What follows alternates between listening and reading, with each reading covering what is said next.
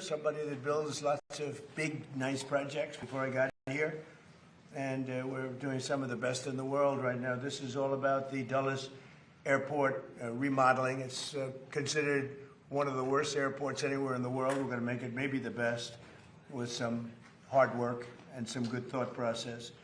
But thank you for being here as we unveil exciting plans for a major and long overdue renovation and reconstruction of Washington's really horribly thought of Dulles International Airport. I want to thank Secretary of Transportation Sean Duffy. He's fantastic. He's doing a great job, including having to do with the safety of airlines and getting in with the control towers and all new equipment that we'll be ordering in the not too distant future. So that we'll go from, again, one of the worst countries in the world for that, and we'll end up being one of the best countries in the world. That's automation, having to do with landings, takeoffs, and safety. But for his leadership at this important project, and that's the Dulles project, thanks as well to the CEO of United Airlines, Scott Kirby. Thank you, Scott. CEO of the Metropolitan Washington Airports Authority, Jack Potter. Thank you, Jack. And we've developed a great relationship with them. We're going to make this something special. As well as a member of the Airports Authority Board of Directors, Trent Morse. Thank you, Trent. Thank you very much. Dulles Airport is the primary international gateway to our nation's capital, which is now one of the safest cities in the country. It's one of the hottest cities in the country. We are the hottest country in the world. But our nation's capital has made tremendous improvements in the last year and a half since we got here. Crime is down by 84%. We've removed almost 8,000 career-hardened criminals. And amazing statistic, 2% of the people cause 91% of the crime. And we can handle that really easily. So I just want to thank our great National Guard and the Metropolitan Police and others that worked with us. But the job in Washington, everyone's talking about. I can also say, if you look at Memphis, Tennessee, where crime was rampant, and it's down now 71%, and it'll go down still further. And Louisiana, New Orleans, the governor called. He said, we need help. And we gave him help, and the crime is down 72%. And they just finished Mardi Gras, and they said it was the safest Mardi Gras on record. So we have a modernization of Dulles that's sorely needed. Last year's J.D. Power ranked Dulles 23 out of 27. That's a very bad ranking. Large airports nationwide, so it ranks at the bottom of the list, just about the bottom of the list. After an extensive review of more than 30 proposals with the top architects anywhere in the world, and I was involved with Sean and with a lot of other people, actually, but Scott was very much involved, I can tell you. But we are announcing plans to add more than 5 million square feet of new or renovated space. We'll replace the current C and D concourses, which are basic disasters, all the while preserving the iconic original terminal. That is one of the great architects of the world did the original terminal, and it was very, very important that it be left. That's one of the reasons. It was both an asset and a liability. The liability is that nobody wanted to build anything near it, and people had to walk crazy distances, and it's no good, not acceptable. So we've addressed it all, and we have a plan that's going to be phenomenal. But we're going to replace the C&D concourses and preserve the iconic original terminal that first made the airport an architectural landmark. So it's going to be something you can sort of see a little example of it right here. That's your front. On the other side of the street, we're building a massive 9-story, 8-story, 10-story. We're not sure yet, but we're building a parking garage that will be right next to the terminal. You'll walk right across the street, and you'll have a number of glass bridges that will go right into the terminal. Right now, you have to walk so far. You have to walk blocks and blocks to get to the terminal. And we have an empty site right directly across the street that nobody wanted to tinker with, which was crazy. So we're going to have a magnificent garage. What would you say, Sean? How many cars? 32,000 parking spaces. 32,000. It'll be actually the largest garage in the world. 32,000 is big. Mostly above ground. We don't like down. People don't like going down underneath. Mostly above ground. It'll be beautiful.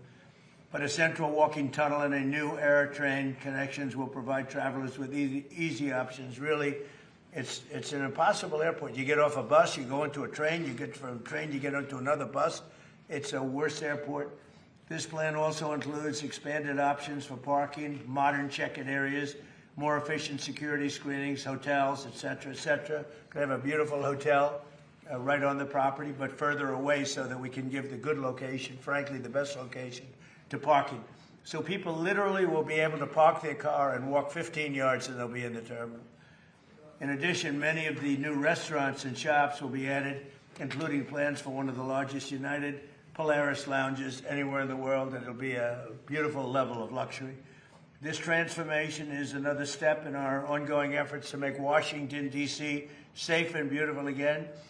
The safety aspects, both in terms of the airlines and in terms of crime, are unparalleled for what we're doing. For years, the United States has watched other major cities around the globe welcome travelers with grand and modern airports, yet the last major airport built in the United States was Denver in 1995, and it hasn't gotten very great reviews. That's more than 30 years ago. So we're doing something with Dulles that's going to make it, I think, the top, maybe the top anywhere in the world. And by the way, Palm Beach is going to be one of the top too. Palm Beach is going to be incredible what the plans are. The people, Joe, and all the people working in Palm Beach that have done such an incredible job. That's going to be an unbelievable airport very shortly. So it's time to ensure that the United States has the greatest airports anywhere in the world, and we're starting right here with the capital city. And you can see just before Sean goes up, if you take a look, this is only showing the terminal in one rung, but you have numerous of them. You have here, here, here, and you have a spine coming. Here's your main entrance. You have a spine coming right through the building into these massive ports. Now, the planes won't have to be bothered because we drop down a little bit and our walkway is underneath. We have walking systems that go very quickly, or you can walk because it's very close. But this is it. So you enter here. You have a parking garage which will be built right here. This whole thing is parking garage. Probably 32,000 cars. That'll be a world record. And very convenient, and then you'll have glass tunnels that go into the airport right from here. So you'll be one story above. This road stays, beautified and stays. We keep this is your landmark. This is all new. This is your first tunnel, and then you drop down from there on. And so that when you have the planes, we'll be able to go right across without having to go back, make turns or anything else. It's going to be amazing. It'll be one of the largest airports anywhere in the world, and I think it'll be actually one of the most efficient and the best. So I'd like to ask Secretary Duffy to say a few words, and then Jack Potter, and I'd like to welcome a very great gentleman to our midst, Jensen Wong, who's here someplace, and he's, if we can do with an airport like he does with chips, it'll be the greatest airport anywhere in the world. He looks at this problem as being a very simple, problem to solve because his chips are a little bit more complicated.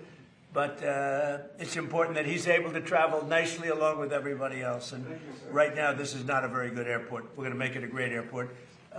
Sean, please. Thank you, Mr. President. So to your point, the President has worked incredibly hard to make D.C. safe and beautiful. I think this is the cherry on the top, Mr. President. This is the gateway to the world from our nation's capital.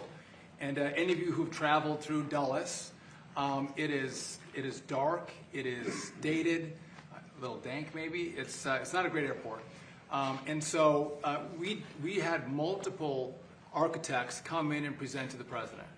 And we are blessed that not only does he give us time to really important matters, but he gave his building skill to take the best of all the designs and come up with this concept. So just if I could quickly point out, we keep the Saarinen building, so that's going to be the foyer, a whole new head house.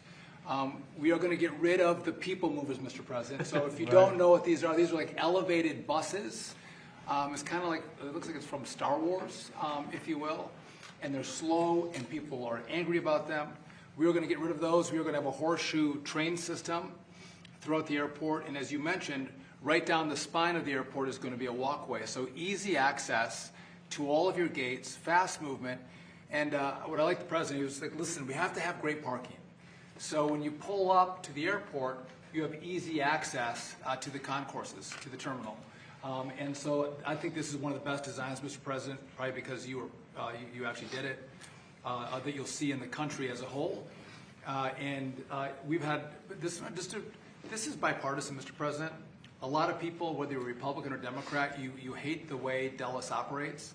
So everyone's come together, and we're building for America and building for the future. And it's your vision that made this happen. So thank you for doing this. And it's going to be, I think, it's going to be the premier airport in our country when you're done with it. Well, thus far, what John said about bipartisan really is bipartisan, and I don't know if that's because it's the right thing to do, which it is, but it's also that whether you're a Republican or Democrat, you don't want to go and be subjected to this airport, because this airport is it's a terrible place to be, and it's going to be, I believe it's going to go, it'll be rated, within a few years, it'll be rated the best airport in the country. So it's going to be so efficient. Right now, it's totally inefficient. Between the trams and the Star Wars thing that they call it, the Star Wars, and elevated buses, and nobody knows what's going on. It's a real mess. And as you know, United is subjected to it. It doesn't help United very much. He's been very much involved with what we've done, and other airlines too. And I have to say that we've had over 30 architects and 30 different designs, and we did a little cherry picking, and we spoke to a lot of people about it, and we've come up with a plan that's efficient and really beautiful, and I think it's going to give you one of the most beautiful, keeping the Saarinen. So Saarinen was one of the great architects of the world, and when he built this 30 years ago, I guess, or about that, this was considered one of the eighth wonder of the world. This was considered the greatest terminal anywhere in the country, and it is. It needs some work, it needs some fix-up, but it'll be architecturally amazing, the rounded glass and the whole thing, massive sheets of glass. Cost was no object, unfortunately or fortunately, and we're going to be using that, and it's going to be fixed. We're using it again as the primary entrance, and almost that's about it, because essentially this is a brand new airport, and yet we're going to be able to work it well enough that it'll work at least as efficiently as it works right now. And in the end, you're going to end up with, I think, maybe the best airport and one of the biggest airports anywhere in the world. And it's going to be a great thing for Washington, D.C. So could I ask Jack to say a few words, please? Yes. Jack? Thank you, Mr. President. Thank you for your inspiration here and challenge. You challenged all of us to step into the issues that you just described. We're very proud of the process that we've gone through. We're very happy that United Airlines, the Airports Authority, and the other airlines have agreed to step up and fund this thing. So this is not requiring federal dollars. This is going to be airport-generated dollars, airline contributions, which is phenomenal. It means that we're off to a fast start here. We're engaging with the Saarinen family to make sure that they stay intimately involved with this. All the aspects that were just described, I think, will make this a world-class airport. And you challenged us to do this. We're building off of growth, though. I have to tell you, our airport was the fastest growing airport in 24 and 25 of any large airport in the country. So we're going to continue to build on the momentum that we have, and we're excited about taking on this challenge, and it will be a challenge to construct this. And our goal is to construct it and make sure that the traveling public there'll be minimal impact to them as they transit through our airport. So again, Mr. President, thank you for your inspiration, and we look forward to you to continue to participate in this in the coming years, because we're going to bring designs to you and other things. So we very much look forward to working with you. Thank you very much. Great job, Tim. Scott, would you like to say something? Well, thank you, Mr. President. Thank you, Mr. Secretary and Jack and everyone. We're really, at United, we're really excited to have this project get off the ground. The terminal that's out there today was built 45 years ago. It was meant to be temporary.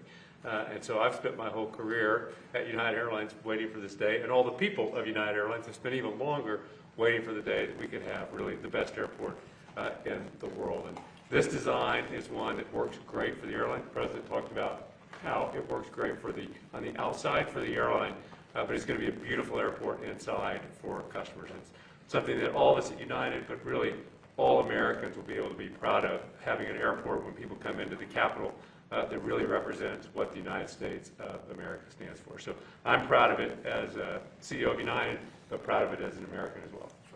It's going to be a great one. Thank you. Thank you for your help.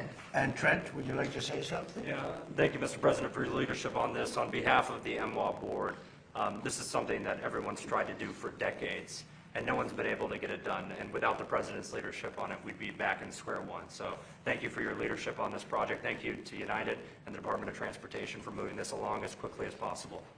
One of the things that is interesting, they were going to build this over a 60-year period. They were going to start with a little section here, a little section there, and that wouldn't have worked. It wasn't a design like this, but it wouldn't have worked. So we're doing it all at one time. It'll all be completed, and it'll be beautiful, and it'll be something very special. Would you like to say something?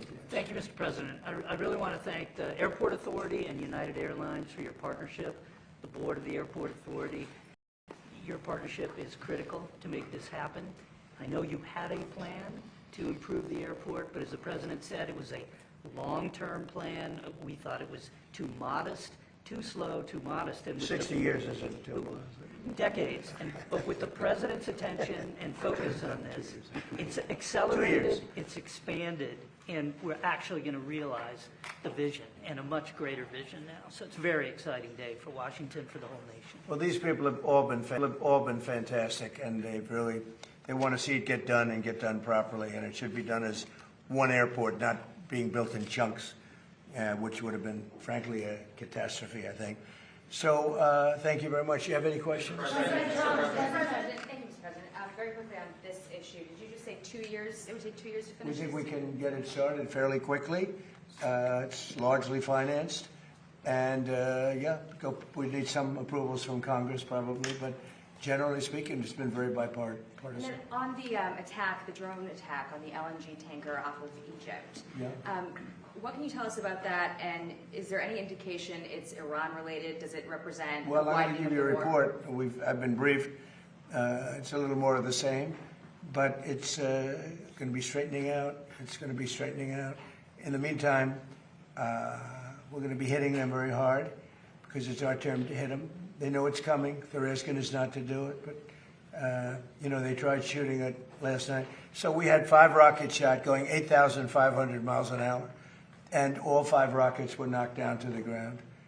But they nevertheless took a shot, so it's our turn. And we'll see if we get there with an agreement at some point, but we're going to hit them very hard. Mr. President, first on this, is this expected to affect any incoming or outgoing flights? No, we think we can do it without a lot of disruption, very little. And then It might even be better. On Leader Thune, what's your reaction to him saying that there's no evident path to success on killing the filibuster or passing the Safe America Act? Well, that's too bad for him. I mean, that's too bad for him and too bad for the Republican Party. Do you believe that? He's got the votes. He should get it done. He should be able to get it done. Mr. President, thank you. Dr. Fauci invoked the Fifth Amendment more than 100 times today. Yes, Senator sir. Rand Paul said he's going to hold a vote on holding him in contempt of Congress. Do you think Dr. Fauci should face repercussions for this? Well, I watched the whole thing today, but more importantly, I was a part of the whole Fauci. I inherited Fauci. He was here from the 1980s, so I had him for a period of time. And I disagreed with him on a lot. I would have had to close down the whole country if I listened to him. I went the Federalist way, which is basically let the governors decide. And generally speaking, the Republican governors did very well. The Democrat governors did not very well. But Fauci wanted to have nobody wearing masks, if you remember, and then everybody had to wear 5 masks, as many masks as you could get. I mean, made a lot of mistakes. And he wasn't a big factor for me. He was a very big factor for Biden. And if you remember, even though we were prime time in terms of that whole disaster of COVID, far people died fewer in the Trump administration than in the Biden administration. We ran it well. Operation Warp Speed was talked about as being one of the great success stories anywhere in the world, actually. And we did a good job. But many more people died under Biden than died in the Trump administration from COVID. COVID was a disaster, but Fauci did not help. Do you think that the DOJ should reopen the investigation into the auto pen, specifically pertaining to Fauci? Well, the only thing you can really think about is the auto pen, because the most powerful thing the president has, they say, is the power of pardon. So he was pardoned by Biden. And I respect that. I know how powerful it is. It's a very powerful They say it's literally the most powerful thing a president has. Now, whether or not I sign my things directly, always, almost everything I sign directly. You're witness to many of them. He signed very few. The only thing I know that he signed was Hunter Biden's pardon, but I'm not sure that he signed, he probably didn't sign this one. So I can't tell you what the law is. I've heard that you have to have a lot of proof. You need to have letters. You need to have all sorts of things that the person operating the auto pen has to know exactly what it's all about. He didn't know what it was about because I saw him testify. So maybe there's something on the auto pen. Other than that, the power of pardon is very powerful. One question briefly on the... What's it, Beth? Thank you. Beth Turner, GB News. We've just heard you talking about another example of American excellence. That's really what this is. It's a project where you're striving to be the best in the world. As a Brit, that's really striking to me. You've had a couple of weeks to get to know our new Prime Minister. Have you spoken to him much? And do you think he is the man to lead us to excellence? Well, he did say one very good thing. He said he's going to open up North Sea oil. If he does that, you're going to be a wealthy country. If he does it reasonably. I was telling Prime Minister Starmer, open up the North Sea. Open it up. You'll be okay. Open it up. They have two problems. They have a huge immigration problem, people coming from all over the world and just camping out in your country. And we've taken a very tough stand. In fact, for 14 months, nobody has come into our country. Zero, which is almost hard to believe, but that's what the report says. Our borders become very strong, and your border is very weak. He's got that problem. And he's got energy problem. He's got windmills all over the place. And anytime you see windmills, you see a failing country. And they're made in China, not used by China, but they're made in China. And you have a thing called the North Sea. And you buy a lot of your energy, as you know, from the North Sea. You buy from Norway. And Norway gets it from the North Sea. They get their oil from the North Sea. And Norway's got trillions of dollars in the bank, trillions. It sells its oil from the North Sea. And Scotland has a better part of the North Sea. And you have 500, 600, 700 years. You have areas of the North Sea that haven't even been explored yet. You have one of the most valuable oil finds anywhere in the world. And if the United Kingdom would use it, they'd be a wealthy country again. And I tell you what, I could not get Starmer to use it. It was incredible. Every oil company that I meet, and these are all big giants, every person that I know in the oil business said, please, could you open up the North Sea? Could you get them to open it? They're dying to do it. And if you open up the North Sea to the oil companies, Scotland, Ireland, the UK as a whole, but it's right in Aberdeen, Scotland. It's right in Aberdeen. And that would be one of the most vibrant. You know, it used to be called the oil capital of Europe. Aberdeen was the capital of Europe, and now it's they don't drill oil, and nobody can understand why. You have it's among the finest oil, it's the best oil anywhere on the planet, and it's unbelievable plenty. You don't have to pay Norway triple what it costs them to take out. You have your own oil and gas. If you use the North Sea, the UK will be a really rich country. I cannot get the point across. The new gentleman, when I spoke to him, he said he's going to open up the North Sea. Let's see if that happens. The Fed today voted to keep interest rates unchanged. Are you surprised by that? Are you disappointed in any way with Kevin Warsh? No, Kevin's fantastic, but he's got a board. Yeah, Kevin's got a board. He's fantastic. He's a brilliant guy, smart. I know he'd love to see lower interest rates, but he's got a board, and it's a political board, and they want to keep rates up. But we fight through rates. We have the strongest investment ever made in a country, of any country. It was China about 13, 14 years ago. We have far greater, 19.2, even Jensen would say that's a lot. 19, and Jensen's spending a tremendous amount of money by hundreds of billions of dollars. He happens to be in the room. He's spending more than United, actually. He is. Well, he's spending 10 billion, but Jensen's spending hundreds of billions, right? I don't know. That's not a bad business. But no, we have 19.2 trillion. So it's the biggest number ever spent in any country by far, and that's over a period of 1 year. As an example, as you know, the Biden administration, for 4 years, did much less than 1 trillion. We're doing 19.2 trillion in 1 year. So We have things that are happening in our country, the likes of which nobody's ever seen. Plants and factories are moving in. Toyota just announced they're building one of the largest car plants anywhere in the world, and truck plants anywhere in the world. We are building more automobile plants now than at any time in the history of our country. Mr. Yes. President, in particular, this is just one of several projects that you have underway Yeah. in the DMV. Why would you say that you're so focused on transforming the Washington region right now? Well, this is an important one. You know, this is travel. So in terms of the importance, I think the Arc is going to be incredible. I think the protected ballroom and military center that we're building at the White House is going to be unbelievable. It's very important. But, you know, this is the airport. This is sort of the lifeblood of a city or a capital, certainly a capital. And this will go from one of the worst, just like Washington. Washington was one of the worst places in this country, and now it's one of the best.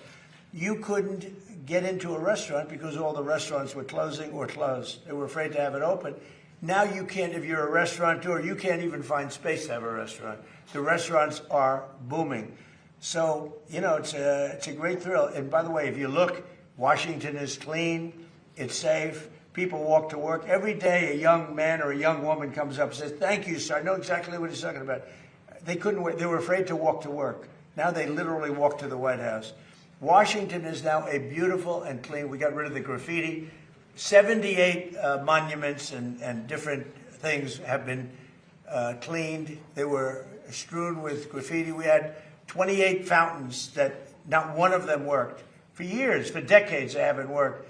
They're all up in service, and nobody's seen anything like it. We have it clean. We're changing all the grass in all the parks. That's going to be changed very shortly. The parks are, because the grass is very, you know, grass is like human beings. Grass is a life also. And we're changing, we're raking, cleaning, and changing all of the parks. We don't have people, we don't have the tents anymore. We don't have all the barbed wire up. We don't have the wire up. Washington's become a beautiful city. It's become a hot city. But, you know, even more importantly, the United States right now is the hottest country anywhere in the world. Mr. President, just a point of clarity on the airport. No federal funding will be required. What did you mean when you said Congress may? Sean, you want to talk about So it's going to be bonded for $22.5 billion. United is going to partake in part of the payment, but the airlines who participate in the project are going to pay for it. If I can just make one point of clarification. Yeah, please. We have some permitting we have to do, but we think in the spring, this is both Concourse A. We think we can start construction in the spring of next year. So we're trying to move at the speed of President Trump. It's never fast enough, but we're going as quickly as possible so we can give a deliverable to the American people. And the other thing Sean's doing, which I think is so important, maybe more important, I don't think it can be more important than this, but he's working on air traffic control. We have an obsolete system. It's 50 years old. You saw the helicopter crash a year ago into a plane. That was a disaster. And things like that would never happen. Bells would have gone off in 4 or 5 minutes before it happened. You would have heard the bells and whistles would have gone off. And a thing like that couldn't have happened if you had proper air control. So what's happened is we're working very hard on getting the finest in the country now, in the world. We've examined the systems of almost every good country in terms of air traffic control all over the world.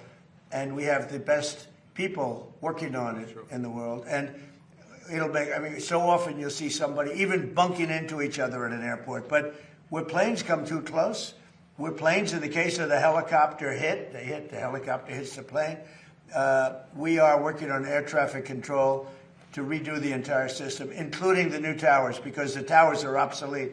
You know, you don't think of it. You see a tower and it looks fine. You go into those towers, they're literally falling down. So we're talking about new towers and all new air traffic control, which will give us the safest anywhere in the world. Mr. President, Why do you think Dr. Fauci invoked the Fifth Amendment so many times today when he has the pardon? And what was stopping him from just giving an honest testimony this morning? Well, look, I've never been a big fan of Fauci. Why he did that was very simple. His lawyer told him to. You know, I don't know if he would have been better off not doing it. There were a lot of questions that I guess he could have answered, and some maybe he didn't feel comfortable in answering, but his lawyer told him to do that. Prime Minister Andy Burnham hasn't mentioned publicly migration at all since he's gone into number 10. Well- Did you discuss it with him? I did, briefly. He's going to have to mention it because it's killing your country. Mr. President, Killing you. He won't talk to GB News. He's killing your country. He won't talk to us. And not him. I mean, we'll have to see. I know Starmer did very little about it. And they're coming from all over the world. They're coming from Africa. They're coming from South America. They're coming from different parts of Asia. And they're invading Europe. I mean, they're invading Europe. It's an invasion. And the UK is a prime suspect. Mr. President, on Todd Blanche, Senator John Cornyn of Texas has been hesitant to back the confirmation. Seems to be some sort of deal that he's talking about. What is your reaction to his hesitancy? Well, all I can say is Todd Blanche is outstanding. And I thought it was pretty routine because he's so good. He just wouldn't find a better person.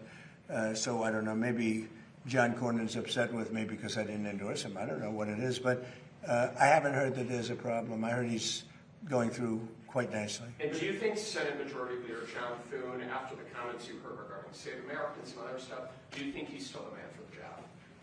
Well, we're going to find out, and I'll let you know. Mr. President, it was a beautiful service yesterday for Senator Right. Graham, beautiful eulogy that you delivered. As far as Senator Darlene Graham is concerned, based upon your conversations, is she going to focus primarily on foreign affairs like her brother, or will she focus more on domestic issues? I think domestic, really. I've spoken to her a lot, and she's much more focused on domestic, including costs and pricing. And I think she'll be outstanding. President Jay Clayton, he was just confirmed by the Senate. Yeah, he's great. Would you like to see him continue with Bill Pulte's work at exposing election Oh yeah, interference sure. in I'm sure he will. 2020? Bill did a great job, and Jay has just been confirmed. And he's outstanding. He was the head of Sullivan & Cromwell for many years, and he's very outstanding. And I think he's going to do a fantastic job. And Bill was great. Yeah, please. Mr. President, in light of advanced ChatGPT AI models escaping their lab and conducting cyber attacks, are you considering stronger controls on AI, and would you consider negotiating Well, we're regulations looking at with AI. China? We're looking at controls. We're also making sure that we lead. So we're leading China in AI by a lot. China has virtually no controls. It's freewheeling a little bit. So we have to be careful in both ways. We don't want to restrict them where all of a sudden we come in second to China. Whoever wins with AI is going to win. That's how big it is. So it's bigger than the internet ever was. It's bigger than anything ever was. So I don't want to restrict. I know many of these people. I don't want to restrict them from doing great work. Yeah, please. Under what scenario do you see Iran attacking U.S. installations and personnel overseas and you withdrawing? Or I don't see that. No, we're not. No, we're gonna hit them very hard. I mean, I can actually say that because in that there's very little they can do about it. It was a different group than we're dealing with. They've already apologized, but we got to smack them a little bit. Mr. President, will you hit back when they strike? Will I always hit back? Yes. Pretty much. Yes. Mr. President, just on a point of clarity on that, sir, is that in response to the attempted ballistic missile strike on Jordan last night? When you say it's our turn to hit back? Yeah, I think more so that, yeah, because it was another smaller event. But no, they sent 8,000-mile-an-hour missiles at us, and fortunately we had our people operating the greatest equipment in the world, namely the Patriot system. Think of it, 5 missiles going 8,600 miles an hour, big ones, coming right at us, and all 5 were shot down. How about that, right? Pretty good. Nobody else could do that but us, yeah. Can I ask, how was your meeting with President Volodymyr Zelensky yesterday? It was good. Did you see a time scale? No, it was good. Look, he's out doing his thing. I'd like him to end the war. So it's very simple. I get along with both. I get along with President Putin. I get along with President Zelensky. Like I told him, I wanted to end the war, get the war ended. Thousands of people, 25,000 people died last month. That's standard. And it's not acceptable. So I said, just end the war. Mr. President, on the war, do you want the House to come back before August 31st to act on the Russia and Iran sanctions bill after it Well, if passes it's out? necessary. I mean, it shouldn't be necessary, to be honest. But if it's necessary, I'd like to. Are you talking about the Lindsey Graham? Yeah. So I'd like them to add Iran as tariffs, not just as sanctions. I think it's important. That's what Lindsey wanted, because I heard that they have tariffs on Russia, but not on those 5 countries having to do with Iran. I'd like to see tariffs on Iran. It would make it much stronger. So perhaps you're very good at this, you can maybe tell them. I think they should put in for Russia, but I think they should put in for Iran. And that's really what Lindsay wanted. Yep. And on Iran, one more, sir, sorry. And good job at the dinner the other night. Thank you. Did a great job. Thank you, appreciate that. President Xi told you that China would not give or sell Iran any weapons. And there's a new report that Iran's about to get 400 rocket launchers from China going through Pakistan to Iran. Well, that would be surprising. I mean, things like that happen, but that would be surprising. He told me very strongly he wouldn't partake, and he knows I'd be quite disappointed. Yeah, please. And he's coming here, I think, on September 24th. Two questions. First, we're coming up on the 25th anniversary of 9/11, and a good number of 9/11 families have called on New York Mayor Zohar Mamdani to not attend a number of these memorial services. What are your thoughts on that? Well, I think they're having a hard time with Mamdani. The people having to do with anybody having to do with 9/11 right now, on the victim side, and there are a lot of them, they're very unhappy with what's going on in New York, and they're very unhappy with the mayor. I understand that. Yeah, please. Thank you, Mr. President. Senate Republicans are underway in negotiating the budget. Would you sign a CR without the Save America Act attached? Is that something you want to see? I'll have to look at it, but they should get to Save America. How simple can it be? Voter identification, proof of citizenship. I mean, now you have to understand the Democrats, not one Democrat will sign because they want to cheat. There's no way they can get elected if they don't, if that happens. But we should have unanimous Republican support. And if we don't, people should look at those Republicans. But think of it. Who would not sign voter identification with photo? And who would not sign proof of citizenship? Only people that want to cheat. Thank you very much, everybody. Thank you. Thank you very much. Thank you, everybody, guys. Thank you. Thank you. Thank you, Bev.